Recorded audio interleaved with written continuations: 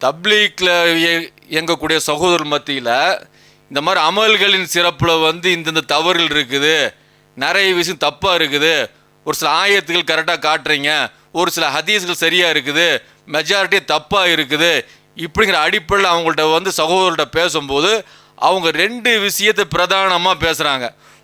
ஒரு விஷயம் என்னன்னு கேட்டால், அதாவது நன்மையும் இருக்குது தீமையும் இருக்குன்னு சொல்கிறீங்களா பாய், நீங்கள் அதில் ஒரு நன்மையை மட்டும் எடுத்துக்கங்க, தீமையை விட்டுருங்க, ஏன் அதையே பேசிக்கிட்டு இருக்கிறீங்க, இப்படிங்கிற மாதிரி விஷயத்தை பதிவு பண்ணுறாங்க.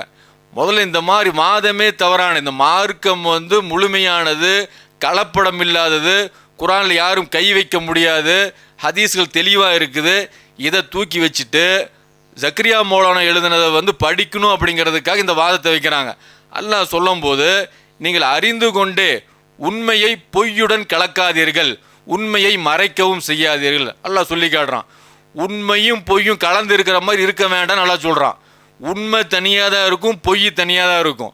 இப்போ ஜக்கரியா மௌலானா எழுதுறாரு அப்படின்னு சொல்லி சொன்னால், ஒரு ஆயத்து எழுதுறாரு, ஹதீஸ் எழுதுறாரு, பெரியார்கள் சம்பவம், இது எல்லாமே பார்த்தீங்கன்னா ஆயத்தை மறுக்கிற மாதிரி பெரியாரோட சம்பவம் நிறையா இருக்குது. அப்போ இதெல்லாம் தனியாக பிரித்து எடுக்கணும். அப்போ குரானை மட்டும் தனியாக படிக்கிற என்ன சிரமம் உங்களுக்கு, ஹதீஸை தனியாக அப்படி என்ன சிரமம் உங்களுக்கு? அப்போ இதெல்லாம் என்னன்னு கேட்டிங்கன்னா, இதெல்லாம் பார்க்கும்போது இவங்க நியாயப்படுத்துறது, இவங்க இந்த புக்கை யாரும் படிக்காமல் போயிடக்கூடாது, இதில் தான் நேர்வழி இருக்குது, இப்படிங்கிற மாதிரி கொண்டு வரதுக்காக இந்த மாதிரி வாதங்கள் வைக்கிறது.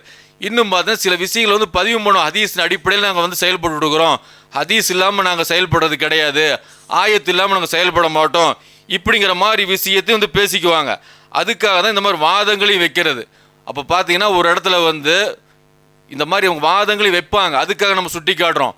கபூரில் ஒரு பெரியார் தொழுதாரு அப்படின்னு சொல்லி ஒரு செய்தியை பதிவு பண்ணுறாங்க.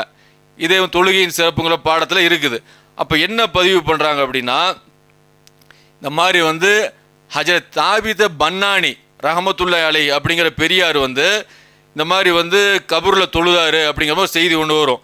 அப்போ அந்த செய்தியை நம்ம விமர்சனம் பண்ணோம்னா அதுக்கு ஒரு செய்தியை இவங்க ஆதாரமாக காட்டுறது.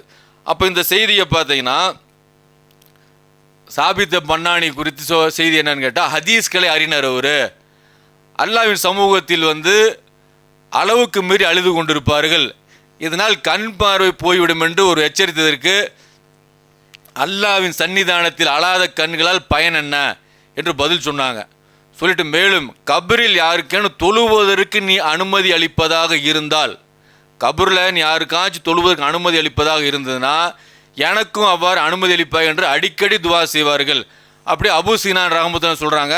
சாபித்த பன்னானி ரஹமத்துல்லாஹி அலைஹி இறந்ததுக்கப்புறம் அன்னாரை அடக்கம் செய்யப்பட்ட போது கபரிலிருந்து ஒரு செங்கல் விழுந்து அதன் மூலம் துவாரம் ஏற்பட்டுச்சு, மூடிட்டாங்க, ஒரு செங்கல் துவாரம் ஏற்பட்டுருச்சு.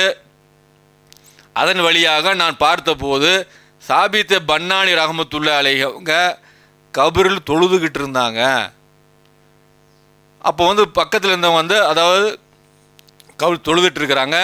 நான் என் பக்கத்தில் இருந்த விட்டோம், இவர் என்ன செய்கிறாருன்னு சொல்லி பாருங்க அப்படின்னு சொல்லி கூறியது. அவர் பேசாது இருக்கும்படி எங்களுக்கு சொன்னார். பேசாமல் இருங்க, தொழுதுகிட்டே பேசுகிறாரு, பேசாமல் இருங்க அப்படிங்கிறாரு.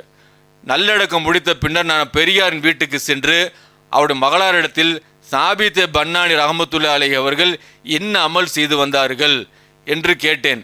ஏன் அதை கேட்கிறீர்கள் என்று அவர்கள் கேட்டார்கள். நடந்த விவரத்தை சொன்னேன். இந்த மாதிரி கபூரில் செங்கல் விழுந்துச்சு, ஓட்டையாச்சு, ஓட்டை வழியாக பார்த்தேன், அவர் தொழுதுட்டு இருந்தார். அப்போ எங்கள்கிட்ட சொன்னார், அமைதியாரி ஆட்டு சொல்லாதுன்னு சொல்லி சொன்னார். இதெல்லாம் சொல்கிறாரு. அப்போ அந்த அம்மையார் சொல்கிறாங்க, என் தந்தை 50 ஆண்டுகளாக இரவில் விழித்து வணங்கினார்கள். அப்போ அந்த அம்மையாருக்கு அந்த சாபித்து பன்னானியோடைய அவங்க பிள்ளைக்கு வயசு அதிகமாக இருக்கும் போல இருக்கு. இவங்க சம்பவத்தின் பிரகாரம் இன்னும் 50 வருஷமாக தன்னுடைய தந்தையை பார்த்துட்டே இருக்காங்கல்ல, தன்னுடைய கணவர் வீட்டுக்கும் போலியாட்டிருக்கு, இவங்க அந்த தன்னுடைய தந்தையை மட்டும் பார்த்துட்டு இருக்கிறாங்க. 50 வருஷமாக என்னுடைய தந்தை இரவில் நின்று வணங்கினாங்க. சுபுகு நேரத்தில் யாருக்காவது கபரில் தொழும் பாக்கியத்தை தருவதாக இருந்தால் எனக்கும் அவ்வாறே அருள் புரிய வேண்டும் என்பதை அல்லாஹ்விடம் துவா செய்வார்கள் என்பதை கூறினார்கள். யாருக்காச்சும் தருவதாக இருந்தால் எனக்கும் கொடு அப்படின்னு சொன்னாங்க. அந்த அடிப்படையில் தான் கிடச்சிருக்குது இப்படிங்கிற மாதிரி விஷயம். தப்பான செய்தி நம்ம சொல்லும் போது இவங்க என்ன செய்தி ஆதாரமாக கொண்டு வருவாங்க அப்படின்னா, நபி ஸல்லல்லாஹு அலைஹி வஸல்லம் வந்து மெஹராஜ் பயணத்தில் போகிறாங்கல்ல, போகும்போது அப்போ வந்து ஒரு செய்தி வருது. முஸ்லீமில் நசையில் நிறைய நூலில் இருக்குது. முஸ்லீமில் வந்து 4736, நசையில் வந்து 1613. அல்லாஹ்வின் தூதர் ஸல்லல்லாஹு அலைஹி வஸல்லம் அவர் கூறினாங்க, நான் மக்காவிலிருந்து பைத்துல் முகத்தஸிற்கு அழைத்து செல்லப்பட்ட இரவில் செம்மணர் குன்றின் அருகில் மூசா அலைஹிஸ்ஸலாம் அவர்களும் சென்றேன். அப்போது அவர்கள் தமது அடக்கத்தலத்துக்குள் நின்று தொழுது கொண்டிருந்தார்கள். இது அனஸ் அறிவிக்கிறாங்க. அப்போ வந்து மூசா நபி தொழுதாங்கல்ல, கபரில் வந்து சாபித்தே பன்னானி தொழுதை நீங்கள் ஆட்சேபனை தெரிவிக்கிறீங்கள, இப்போ மூசா நபி தொழுதுதான் இருக்குது இப்படிங்கிற மாதிரி விஷயத்தை கொண்டு வருவாங்க. எதுக்கு நம்ம சொல்கிறோம்னா, தவறை ஒத்துக்கொள்ளக்கூடிய மனப்பான்மை கிடையாது. ஹதீஸ்களை வளைக்கிறது, திரிக்கிறது, மறைக்கிறது, இது எல்லா ஜமாத்துகளில் உலமாக்களுக்கும் கைவந்த கலை. இந்த உலமாக்கள்கிட்ட போய் இவங்க கேட்டாங்கன்னு வைங்களேன், இந்த மாதிரி வந்து சாபித்த மன்னானி தொழுத சம்பவத்தை வந்து மறுக்கிறாங்களே அப்படிங்கும்போது உலமாக்கள் என்ன பண்ணுவாங்கன்னா, இந்த செய்தியை தான் எடுத்து காட்ட போகிறாங்க, எடுத்து காட்டுவாங்க. அப்போ என்ன அப்படின்னா, இந்த சாபித்த பன்னான் என்ன கேட்டார், நீ கபரில் தொழுவதற்கு யாருக்காச்சும் அனுமதி தருவதாக இருந்தால் அப்படி தான் கேட்டிருக்காரு. ஏன்னா நீ மூசா நபிக்கு அனுமதி கொடுத்த இல்லை, அதே மாதிரி எனக்கு அனுமதி கொடு, கபரில் அவர் தொழுதுட்டு இருந்தார்ல அந்த மாதிரி எனக்கு கொடுன்னு அவர் கேட்டார். பேசிக்கு அடிபட்டு போகும். அவர் என்ன கேட்டால், அந்த நூலில் என்ன இருக்குது அமல்களின் சிறப்பில், யாரெல்லாம் நீ யாருக்காச்சும் வந்து கபூரில் தொழுகிறதுக்கு அனுமதி தருவதாக இருந்தால் எனக்கும் கொடு அப்படின்னு கேட்டிருக்கிறாரு. அவர் இப்படி கேட்கல, மூசா நபி சம்பவத்தை வந்து ஆதாரமாக காட்டி, ஏல மூசா நபி வந்து கபூரில் தொழுதாரு, அதை நபி ஸல்லல்லாஹு அலைஹி வஸல்லம் பார்த்தாங்க, அந்த செய்தியை மையமாக வச்சு தான் அவங்கள்ட்ட துவா செய்கிறேன், எனக்கும் வந்து கபூரில் தொழுவதற்கு அனுமதித்தா, இப்படியே கேட்டாங்க. இந்த செய்தி உலமாக்கள் பதில் தரட்டும். இப்படி கேட்டதாக இருக்குதா? இப்படி கேட்கல. அப்போ வந்து அந்த செய்தியெல்லாம் பொய்யான செய்தி. அப்போ இதெல்லாம் எதை காட்டுது அப்படின்னா, அதாவது எடுத்து காட்டப்படக்கூடிய விஷயந்தான் வந்து இங்கே இருக்குதே தவிர, நபி ஸல்லல்லாஹு அலைஹி வஸல்லம் வந்து மெஹராஜ் பயணத்துக்கு வராங்க, வரும்போது நிறைய விஷயங்கள் எடுத்து காட்டப்படுது. எடுத்து காட்டப்படக்கூடிய விஷயங்களை கொண்டு வந்து இதை ஆதாரமாக காட்டக்கூடாது. இதே முஸ்லீமில் பார்த்தீங்கன்னா நிறைய செய்திகள் இருக்குது. இதே முஸ்லீமில் நபி ஸல்லல்லாஹு அலைஹி வஸல்லம் அவங்க குறித்து சில செய்திகள் வரும்போது இதே மூசா நபி நபிமார்களுக்கு மத்தியில் தொழுதுட்டு இருந்திருக்கிறாரு. கபூருக்குள்ளே தொழுதுதாங்க சில அறிவிப்புகள் முஸ்லீமில் தான் இருக்குது. அதே முஸ்லீம்லேயே நபிமார்களுக்கு மத்தியில் வந்து நபி ஸல்லல்லாஹு அலைஹி வஸல்லம் அவங்க வந்து தொழுதாக பார்த்தேன்னு சொல்கிறாங்க. அதே மாதிரி நபிமார்களுக்கு வந்து நபி ஸல்லல்லாஹு இமாமத்தாக நின்று தொழுகை நடத்தியிருக்கிறாங்க. அப்போ இதெல்லாம் எடுத்துக்காட்டி நபியுடைய அந்த வலிமையை, அதாவது ஆன்மீக வலிமையை வந்து அதிகப்படுத்துவதற்காக சான்றுகளில் காமிச்சிருக்கிறான்.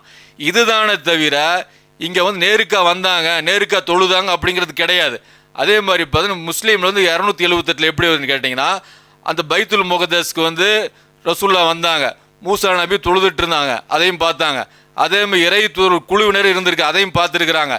இதையெல்லாம் பார்த்துட்டு ரசூல்லா போகும்போது வானத்துக்கு போகும்போது அங்கே வந்து கேட்குறாங்க. அங்கே வந்து வானத்தில் போய் ஒவ்வொரு வானத்துக்கு போகிற முதலாம் வானம், இரண்டாவது வானம் போயிட்டு இருக்கும்போது ஒவ்வொரு இறை தூதர்களையும் ரசூல்லா பார்க்குறாங்க. ஆதம் அலைஹிஸ்ஸலாம் பார்க்கும்போது இவங்க யாருன்னு கேட்குறாங்க. இவங்க தான் ஆதம் அப்படிங்கிறாங்க. ஜிப்ரீல் அலைஹிஸ்ஸலாம் சொல்லி காட்டுறாங்க. அதாவது ஒவ்வொரு வானத்துலையும் பார்க்கும்போது ஜிப்ரீல் சொல்லி காட்டுறாங்க, இவர் தான் வந்து ஆதம் அப்படிங்கிறாங்க. ரெண்டாவதாக பார்க்கும்போது இவரை காட்டுறாங்க. அதாவது வந்து அந்த வானத்துக்கு போகும்போது அங்கே ஒருத்தரை பார்க்குறாங்க, ஈசா அலைஹிஸ்ஸலாம் அவங்கள பார்க்குறாங்க, இத்ரீஸ் அலைஹிஸ்ஸலாம் பார்க்குறாங்க. இவங்கெல்லாம் பார்த்துட்டு யாருன்னு தான் ரசூல்லா கேட்குறாங்க.